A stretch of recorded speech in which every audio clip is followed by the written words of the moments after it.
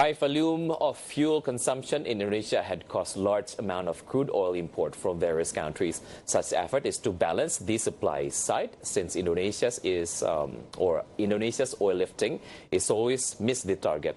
High dependency of some sectors of oil-based energy source, such as transportation, contributes to the amount of state budget waste. In this infographic segment, I would like to present to you some data about oil-based energy source consumption in Indonesia and some efforts to push down fossil fuel consumption in Indonesia. The first one will be about industry and transportation energy consumption year by year. From 2014 to 2018, the yellow one indicates for the transportation sector absorption towards the energy consumption, and the red one indicates for the industry. As you can see, the transportation sector consumed more energy compared to the industry sector. For example, in 2018, the number of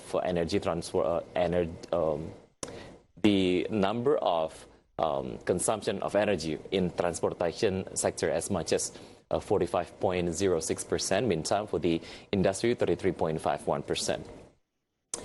Transportation absorbs large enough energy consumption where more than 94% energy used in the transportation sector in Indonesia comes from fuel.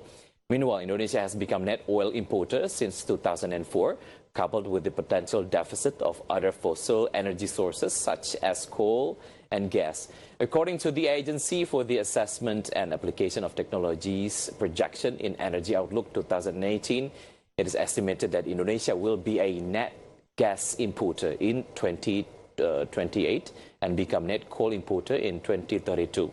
Therefore, strategies of energy efficiency in the transportation sector are needed to maintain national energy security while reducing fiscal risk.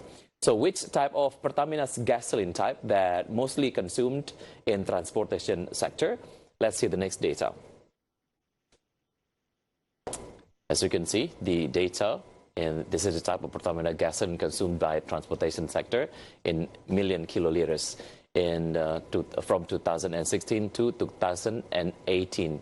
As we can see in the amount of premium gasoline consumed by the people is higher compared to the other type of Pertamina gasoline consumed by the people.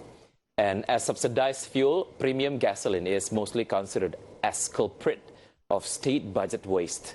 Milatul Magfirah, the researcher of the Center for Engineering Studies at Gajah Mada University, said that the large proportion of fuel use for transportation was also followed by a large number of government subsidies for fuel percentage. Data from 2006 to 2011 shows that the realization of fuel subsidy is always larger than the budget. Traffic jams in some big cities, such as Jakarta, also affect the amount of fuel consumption. According to the Start-Stop Index 2014, Jakarta holds the highest record of traffic congestions in the world. The rate of vehicle population, which is much higher than the speed of road construction, has doubled fuel consumption. So to push down the consumption of fossil fuel, government of Indonesia implementing biodiesel mandatory program. So how's the trend of the production so far? Let's see the next data. This is the production and, of course, consumption trend of biodiesel in Indonesia. As you can see, the yellow one indicates for the production of biofuel and the red one indicates for the consumption index for biofuel. As you can see, the production-wise, the number of biofuel keeps on increasing to fulfill the needs of biofuel since the country implementing the mandatory program for biofuel. Apparently, buoyed by significant progress in the mandatory use of B20 biodiesel, a fuel mixture of 20% palm oil and 80% petroleum, the Indonesian government has set itself ambitious targets to launch B30 this year and B50 in 2021. The program certainly should be greatly welcome as it will reduce fossil fuel consumption, cut oil imports that last year cost $30 billion and support the country's campaign to reduce its greenhouse gas emissions by 26% by 2030. Consumption projection on biodiesel affecting the volume of biodiesel export from Indonesia. Let's see the next data. This is biodiesel export volume from Indonesia from 2015 to 2019. As you can see, the number is quite fluctuative. The highest export of biodiesel from Indonesia to other countries, as much as 1.8 million kiloliters, but the number was decreased in 2019 as much as 1.5 million kiloliters. This one is taken from Ministry of Energy and Mineral Resources data and Aprobi. Yet more beneficial to the economy is that palm oil cultivation is labor-intensive and involves more than million smallholders. This commodity is also widely used as an ingredient in customer products. Palm oil refineries in Sumatra, Kalimantan, and Sulawesi have increasingly been used for biogas-fired power generation. The government's biggest challenge, though, is to ensure that the program, which will surely require a significant increase in palm oil production, will not cause a reckless expansion of plantation. Even now, palm oil is notorious in the perception of environmentalists as the culprit behind the annual wave of forest fires and massive deforestation in Indonesia. The Industries Association estimates that the B30 biodiesel program alone will increase by almost 50% the domestic demand for biodiesel. List of urgencies urge government to commit on its energy mix target to see Indonesia's energy mix in transportation sector in 2018. Let's see the next data.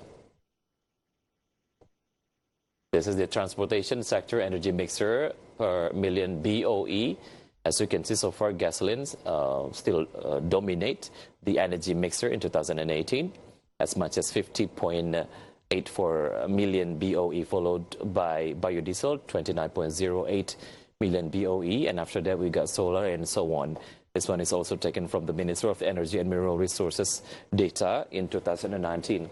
Global rating agency Moody's Investor Service believes Indonesia is unlikely to achieve its renewable energy target by 2025 and expects coal to continue to dominate the country's energy mix over the next 5 to 7 years.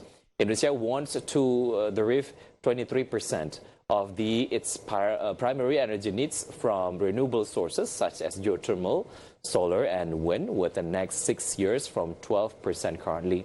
But the government has been placing more focus on coal-fired power plants than on renewable sources.